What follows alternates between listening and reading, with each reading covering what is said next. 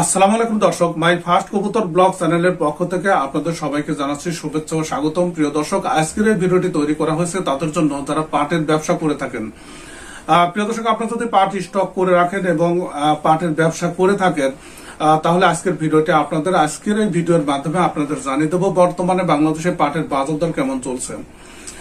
প্রিয় দর্শক, বিভিন্ন হাট থেকে বিভিন্ন জেলা থেকে মাই ফার্স্ট কবুতর ব্লগ চ্যানেলটি যে তথ্যগুলো সংগ্রহ করেছে সেখানে আমরা দেখেছি যে সুপার হাই কোয়ালিটির যে পাটগুলো আছে, বিশেষ করে যেসব জেলাতে পাটের বাজার দর বেশি, ফরিদপুর অঞ্চলের কথা যদি বলা যায় সেখানে কিন্তু 34 থেকে 3500 টাকা প্রতি মন পাট বিক্রি হচ্ছে। পাবনাতে 33 থেকে 3400 টাকায় প্রতি মন পাট বিক্রি হচ্ছে।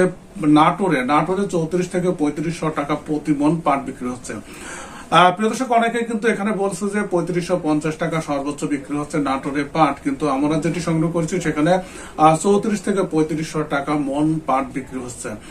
প্রিয় দর্শক, এছাড়া দক্ষিণ অঞ্চলের জেলাগুলোতেও কিন্তু 2800, 2900, 3000 টাকা এবং কোন কোন জেলাতে দক্ষিণ অঞ্চলেও কিন্তু 3200 টাকা পর্যন্ত হাই কোয়ালিটির পাটগুলো বিক্রি হচ্ছে।